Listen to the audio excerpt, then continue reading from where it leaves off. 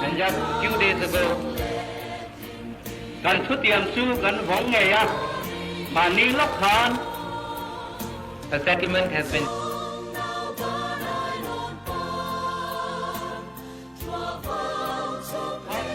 Insurgency and law and order and disturbances in Mizoram. Mizoram has suffered during these 2 decades. We hope that now the new dawn will come out of Mizoram. The